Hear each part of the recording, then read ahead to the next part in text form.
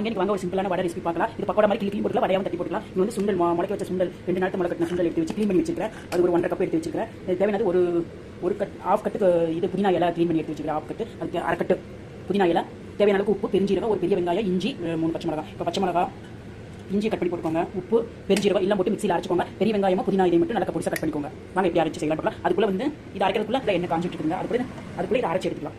இஞ்சி கட் பண்ணியாச்சு, இல்லை மிக்ஸி ஜாரில் போட்டு எல்லாம் அரைச்சி எடுத்துக்கலாம். இது ஒரு 3/4 அரைச்சி எடுத்துக்கோங்க. வாங்க அரைச்சி எடுத்தாச்சு. இப்போ நான் குண்டாவில் போட்டுக்கலாம், மாற்றிக்கலாம். வெங்காயத்தையும் புதினாவையும் பொடிசா கட் பண்ணி எடுத்துக்கலாம். பொடிசாக கட் பண்ணியாச்சுன்னா எடுத்து இதில் போட்டுக்கலாம். அரைச்சி வச்ச இதில் போட்டுக்கலாம், சுண்டல் இதில் கொட்டிக்கலாம். வெங்காயம் புதினா பொடிசாக கட் பண்ணது போட்டு எண்ணெய் காஞ்சிச்சுமே நல்லா பனிஞ்சு உப்பு செக் பண்ணிவிட்டு பனிஞ்சு போட்டுக்கலாம். வடையா நாங்கள் நல்லா பனிஞ்சிக்கலாம். இந்த வடை நல்லா அவ்வளோ நல்லா கிரன்ச்சியாக நல்லா டேஸ்ட்டாக இருக்கும். அது முளை கட்டின சுண்டல் அவ்வளோ ப்ரோட்டீன். அது ஈவினிங் ஸ்நாக்ஸாக செஞ்சு கொடுத்த குழந்தைங்க நல்லா விரும்பி சாப்பிடுவாங்க. நல்லா கலக்கியாச்சுன்னா வடையாவும் தட்டி போட்டு எடுத்துக்கலாம்.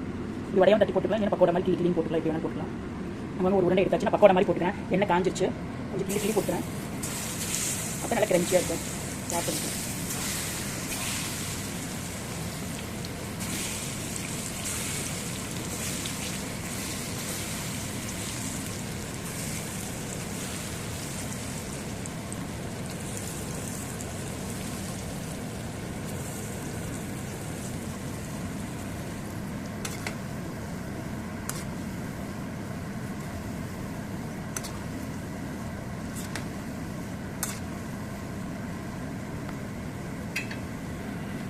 கிளி போட்ட வடை ரெடி ஆகிடுச்சு, எடுத்துக்கலாம்.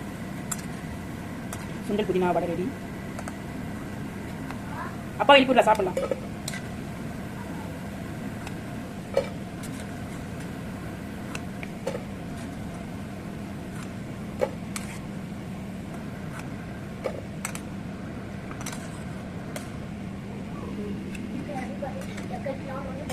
யார் போனா போன போய் போறாங்க? அவங்க போன போய் போறாங்க. நம்ம டெக்கத்துல வாங்கிறதுக்கு இல்லை. யார் போறா? தீரன் போறாங்களா? சொல்லி யார் போறான்னு சொல்லு. சரி போய் போறாங்க. சாயா ஏசனா சாயிருக்கு போறாங்க. அதை சும்மா கூட ரீல் விடுறதுக்கோசம் சரி போன போய் போறாங்க. நம்ம ஒரு நாளைக்கு போலாம், நம்மளுக்கு தேவையான நாளைக்கு போலாம். அவங்களுக்கு ஏதாவது தேவையா இருக்கு வாங்கிட்டு அவங்க போனா நம்ம போக முடியுமா? நீ அப்பா போய் சொல்லு போ.